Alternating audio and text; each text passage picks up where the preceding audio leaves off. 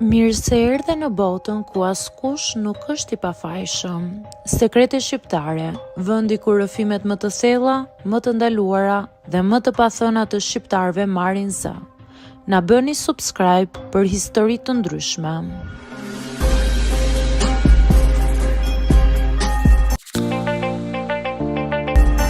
Jam 32 vjeçe dhe kam një motër. Kemi qenë gjithmonë shumë të lidhura, ndoshta edhe më shumë se sa janë zakonisht dy motra, sepse jemi rritur pothuajse vetëm me njëra tjetrën dhe kemi ndarë gjithçka bashk, nga sekretet e vogla të adoleshencës deri te vendimet më të rëndësishme të jetës. Ajo është më e madhe se unë dhe gjithmonë e kam parë si një figurë të fortë, si dikë që di çfarë bën dhe rrallëherë gabon. Kur u martua, isha një nga njerëzit më të lumtur për të. Mendova që kishte gjetur një njeri të qetë, të qëndrueshëm dhe të përshtatshëm për jetën që donte të ndërtonte. Burri i saj nga ana ime ka qenë gjithmonë korrekt. Nuk kemi pasur në një afërsi të madhe, por gjithmonë kemi respektuar kufijtë dhe kemi ruajtur një marrëdhënie normale kunatërie. Nuk ishte nga ata burra që bëjnë shaka të tepërta apo që afrohen më shumë se sa duhet. Kjo ndoshta është arsyeja pse ajo që ndodhi më pas më tronditi akoma më shumë. Një ditë motra më telefonoi dhe më tha që do të shkonte për disa ditë jashtë shtetit për disa punë. Më kërkoi një nder shumë të thjeshtë në dukje, të shkoja të rija në shtëpinë e saj për të mbajtur fëmijët gjatë kohës që ajo do mungonte. Pranova menjëherë, jo vetëm sepse ishte motra ime, por sepse nuk më dukej diçka e pazakontë. Kisha qëndruar edhe herë të tjera me fëmijët e saj dhe gjithmonë kishte shkuar gjithçka për mrekulli. Shkova atje që ditën tjetër. Shtëpia ishte e rregullt, fëmijët të gëzuar dhe partneri, pra burri i motrës time, ishte i zënë me punët e tij. Gjithçka dukej normale. Ditët e para kaluan pa asgjë të veçantë. Unë merresha me fëmijët, me shtëpinë, me gatimin dhe me gjërat e përditshme. Ai ishte i pranishëm por i tërhequr, si gjithmonë. Kjo më jepte një lloj sigurie. Derisa erdhi një ditë. Ishte verë, një nga ato ditë që të lodhin edhe pa bërë shumë gjëra, vape rënd, ajër i ndenjur dhe një qetësi që ndonjëherë të rëndon më shumë se sa të qetëson. Fëmijët kishin shkuar në shkollë dhe unë isha vetëm në shtëpi. Duke parë rreth e rrotull, më ra në sy një murr i cili ishte i palyer. Mendova që do të ishte ide e mirë ta mbaroja si një ndihmë e vogël për të.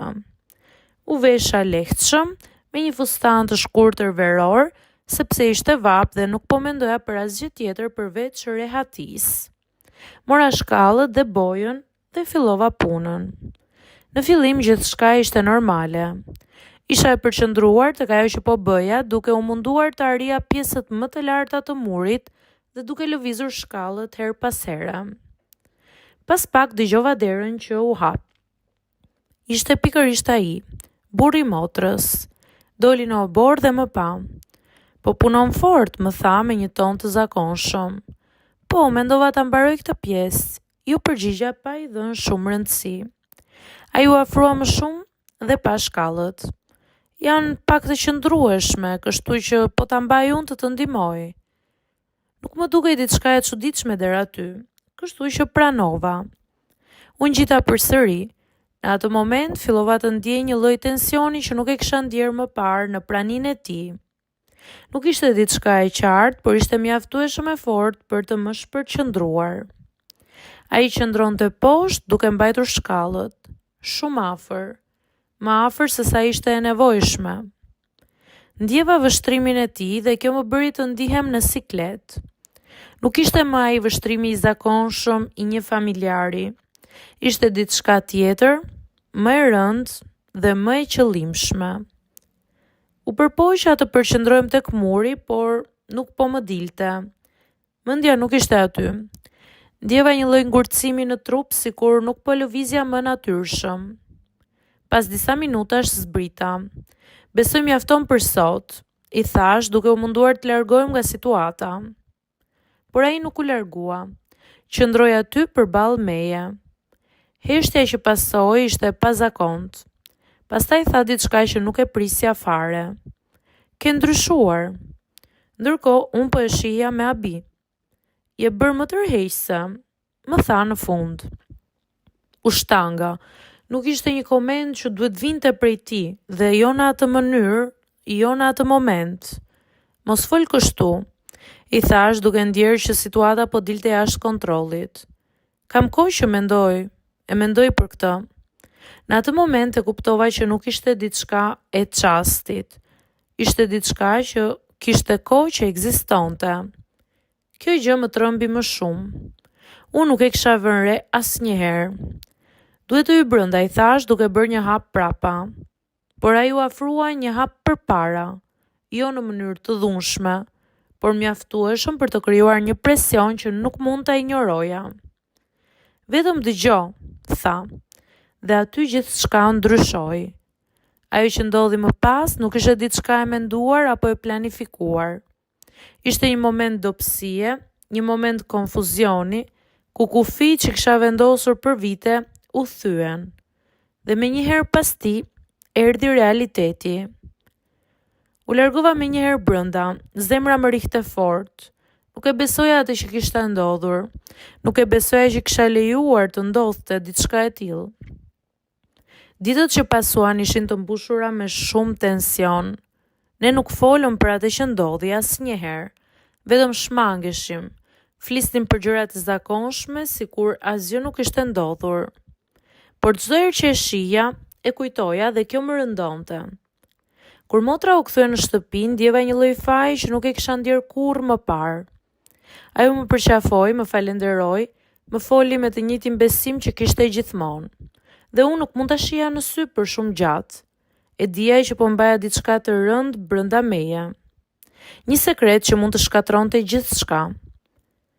Ditët ndërkohë kalonin dhe unë mbeta me të njëjtën pikpyetje në mendje.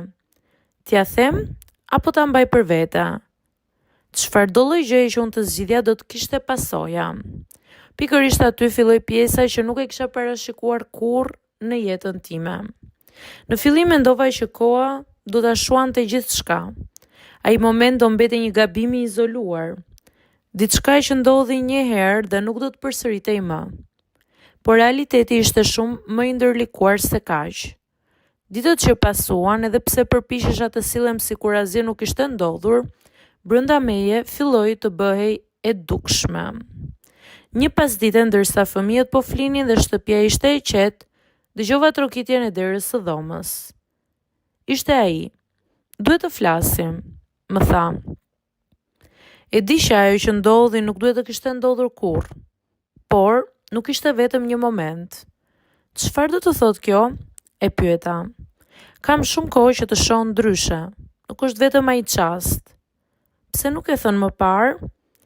Sepse nuk duhej, je motra e gruas time. Duhet ta ndalojmë, i thash me vendosmëri. E di, ma ktheu ai. Por mënyra si e tha, nuk më dha as pak qetësi. Ndjeva që edhe pse e dinte nuk ishte aq e thjeshtë të hiqte dorë. Në sytë e tij pash diçka tjetër, një përzierje dëshire dhe konflikti. Pikërisht kjo e bënte gjithçka më të vështirë. Nuk ishte një situatë e thjeshtë ku njëri donte dhe tjetri jo. Ishte diçka që në një mënyrë të gabuar na kishte përfshirë të dyve. Dhe kjo gjë më tmerroi. E dija që nëse nuk vendosja kufit të qartë, do humbisja më shumë se sa mendoja. Kur motra më thëriti për të dalë, fëmijët ishin të gëzuar, shtëpia u mbush me zhurmë dhe jetë, dhe nuk dija çfarë të bëja realisht. Në çdo moment mendoja t'i tregoja. Mesazhet e tij filluan të ishin të drejtë për drejta, çdo herë më shumë. Filloi me mesazhe telefoni, si je, çfarë po bën, dhe pas tyre fshihej diçka më shumë gjithmonë. Mënyra si po ndiheshim po fillonte dhe po afrohesh akoma më shumë. Në fillim vetëm për të folur dhe më vonë për të arritur dhe në veprim. Një pjesë e imja filloi të dashurohej me të. Ishte një pjesë që unë nuk ja fal kurrë vetes. Ishte një gabim. U largova një ditë më pas me një ndjenjë mboshllëku që nuk e kisha provuar më parë. Jo sepse po humbisja vetëm atë, por në të njëjtën kohë humba motrën time dhe veten time. Ditët pas ndarjes ishin shumë të çuditshme. Në sipërfaqe gjithçka dukej sikur po kthehej në normalitet. Nuk ishte më mesazhe pasi unë I bëra blok, por brenda meje kishte një heshtje tjetër. Një nga ato ditët vendosa të largohem përfundimisht nga zona nga qyteti. Me motrën nuk flas më prej asaj kohe dhe më ironike është fakti që motra ende sot e kësaj dite nuk e di arsyen e distancës tonë.